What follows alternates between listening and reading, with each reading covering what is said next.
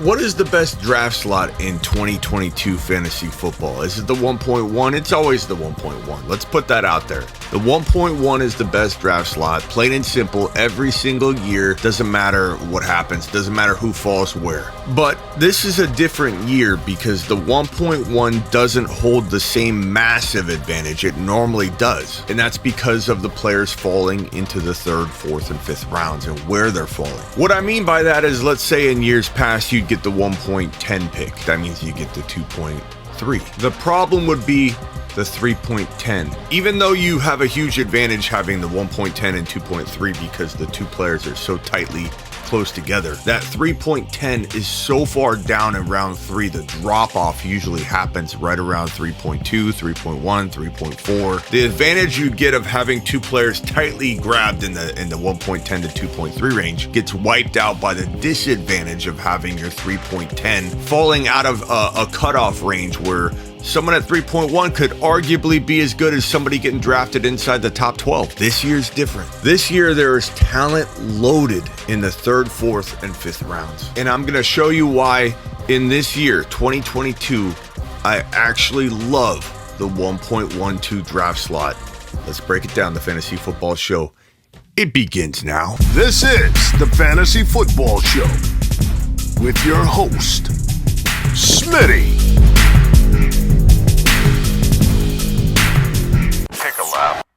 I love the 1.12. Again, I can't emphasize enough, I'm always going to pick the 1.1. There is such a huge advantage in getting the number 1 overall player and then having a 3rd drafted player that is the best 3rd drafted player in your league. But 1.12 is attractive this year to me, different than it ever has been. And I'm going to show you why and break it down in tremendous detail. Okay, we're going to ignore rounds 7 and 8. We don't need to deal with that right now. Let's talk about what we would do at the 1.12 and what our team would look like and why I love this draft slot so much. Let's start off, and I'll use a bunch of different examples. Let's start off with lamb chops going at the 1.12, and then we take Javonte at the 2.1. The thing I love about this approach is that Javonte, to me, and I know that a lot of people disagree with me, and that's fine. That's why we play the game. But I feel Javonte is as good as anybody in the 1st round. But here we have Javonte, we have Lamb, and instead of, like in years past, this 3.12 being so far down that we lose advantage, there's players floating around this 3.12 and 4.1 that I absolutely love in 2022. Let's talk about Breece Hall potentially falling to 3.12. It happens all the time. It doesn't always happen, but I see it enough that I can at least bring this up as a potential option. Let's say we go Lamb at the 1.12, we go Javonte at the 2.1. Already in my mind, I have a wide receiver that could be top, 4 to 5 for all wide receivers in 2022. A running back that could be the number 1, number 2, or number 3 overall running back in 2022. And now I'm getting, in my mind, a top 5 to 10 running back in Breece Hall. You have your pick of taking Jalen Waddle at this 4.1. You could take DK Metcalf at this 4.1. Herbert sometimes still falls to 4.1. If not Herbert, then Burrow.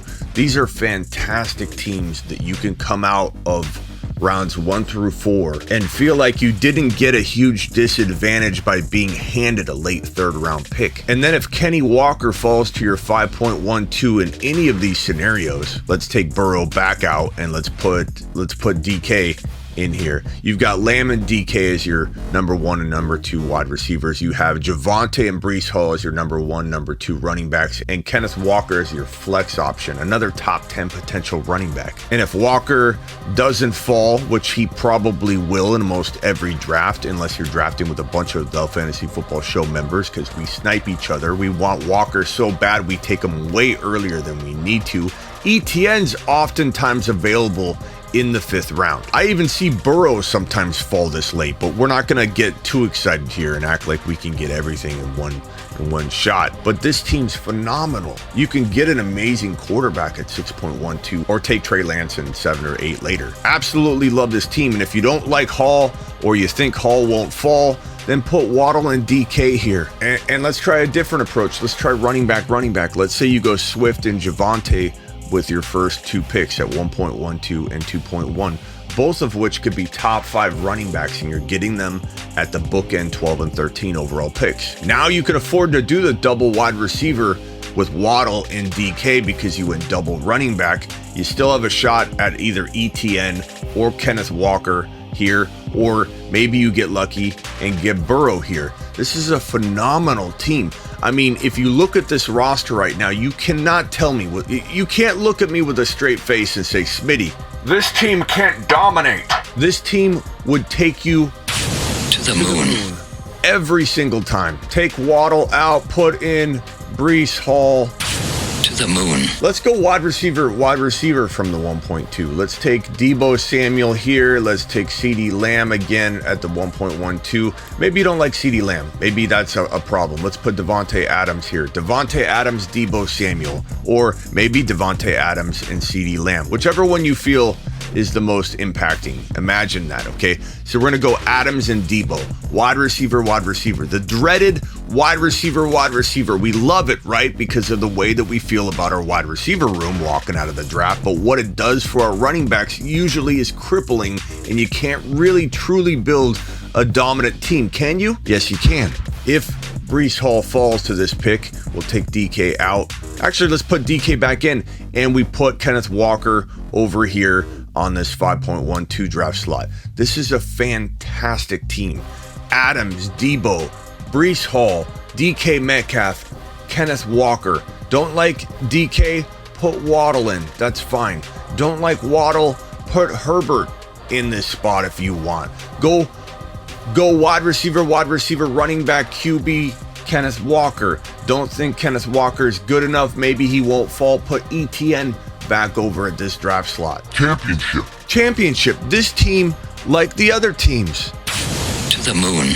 I just don't honestly know how anybody can't love this draft slot. The options are endless. The amount of players that'll likely fall make it to where you walk out loving your team. You're very balanced. You can go best player available and still have balance almost at every turn. Let's say we force Josh Allen early QB at this 3.12 spot. And if you went Adams and Deebo and forced your hand to go running back, or to be very, very likely to go running back with your 4.1 and your 5.12. Let's say you force ETN early and you take Kenneth Walker. Even this team right here, going early quarterback. You draft Adams, Deebo, early quarterback. Don't go running back until round 4. This is a 0 running back approach. You get ETN and Walker, maybe Montgomery or whoever you want in round 5. Fantastic team. You aren't putting yourself in a position where you're going to be without running backs. And back to the approach I like just a little bit more. Let's go ahead and rock with Javonte in this 2.1. I really think that's the best approach you can go with. And if you go with Swift, that gives you a lot of options, like I said, with Waddle and DK in these spots right here. But probably if I had to pick, actually I really like this one looking at it. I really do love this, especially if you could get Burrow in this 5th round. That is probably one of the most attractive looking teams right there. But let's say we go with Adams and Javonte, or CeeDee Lamb and Javonte. We come out with a really balanced, first and second drafted player approach. I'm probably liking this approach more than, let's see, let me put let's put Walker over here. I'm probably liking this team. And if you don't want both Seahawks, you could definitely go. It's endless. The options are endless. I love this team. I don't know what my favorite combination is, to be honest with you, because it's endless. I'm leaving off some names here that definitely deserve to be talked about in this 4th, 5th, and 3rd round range. But look at the endless options. And the safeguard picks are Walker falling.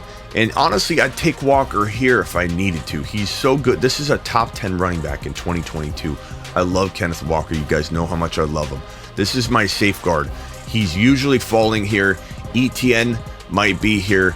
You usually have a Burrow, an ETN, or a Walker, or someone right around that range that can fall to that 5.12. Sometimes Mahomes will even fall there, Burrow or Mahomes. But this right here, it's almost fail-proof. Because if you end up forcing your own hand going wide receiver, 0 running back, The running backs are there. ETN and Walker. Like in your worst case scenario where you're too impatient to wait and hope that Walker or ETN fall to your 5th round pick, in your worst case scenario, you go ETN and Walker with these 2 picks. If let's say you forced wide receiver, let's say you went Lamb and Debo, or you went Devontae Adams and Debo, and you forced your own hand to freak out about running backs, you could do this. This would be a fine team. And let's say the Burrow pick fell. This is fantastic too. You're even reaching on ETN and Walker, and you still have a fantastic team. In the end, what I'm telling you is that the 3rd, 4th, and 5th round players are plentiful. And there are so many players I love in rounds 3, 4, and 5 that can play like top 15 overall players that is different than most years, in my opinion. You're looking at a different type of season, which makes pretty much every draft slot viable and winnable. And every draft slot has kind of the same advantage. And in some ways, the 1.12 has a better advantage than even the 1.1, even though I'd probably say in the end, I take the 1.1. I feel like every mock draft we do, the 1.1 draft slot has the biggest advantage. Usually it's the best team, or it has a shot at being the best team if the picks aren't screwed up. But you could argue that the 1.12, because you can tightly group this 3rd and 4th drafted player together, and because that 4th drafted player can be as good as somebody inside the top 15, something that normally you can't say, it makes the 1.12 a very attractive draft slot in 2022. And because we're talking about Burrow and ETN and Kenneth Walker falling maybe to this late round 5, if you can imagine moving it up to the middle of round 5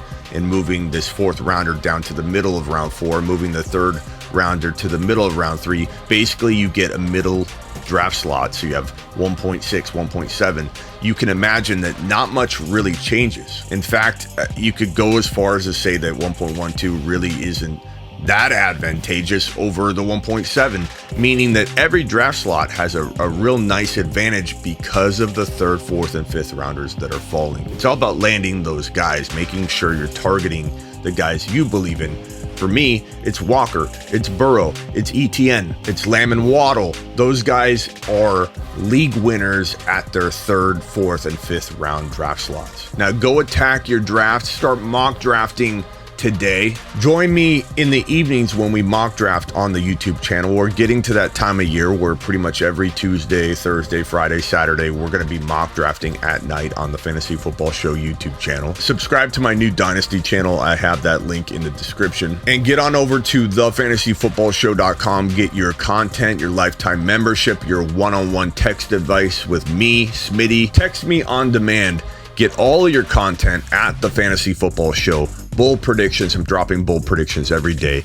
Get on over there. And if you go to thefantasyfootballshow.com and click on the Underdog Fantasy banner, this little underdog image you'll see at the top of my site in the header, click on that bad boy. Get a free 10 to 15 minute phone call if you use that link or promo code Smitty when you sign up at Underdog, and get involved in these best ball drafts that we're all doing together on Underdog. There's one in particular. It's called the Best Ball Mania 3, and it's $25 to enter. There's $10 million in prizes. Your boy Smitty's got multiple entries. We do these drafts live on the channel at night, and you guys can grab a spot. And basically, you draft with 12 people. You play that through week 14. The winner through week 14 gets thrown into the bigger bucket, and we all play against each other in like weeks 15, 16, 17, fighting for first place, which is $2 million, second place, which is $1 million, and then the prizes go all the way down to like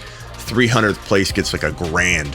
305th place gets $1,000. It's like they give these massive prizes to everybody all the way down to like 500th place or whatever. So if you want to be in one of the biggest best ball tournaments with $10 million in prizes, enter as many times as you want. Draft against 11 other people in a little league that lasts through week 14. No ad drops, no worrying about your lineup. Your best lineup is set for you each week. And if you want to face off against me and everybody else trying to win this $2 million bag for first place and $1 million for second place and represent the Fantasy Football Show, let's get a first or second place winner from our community so we can brag about it later. Go to thefantasyfootballshow.com.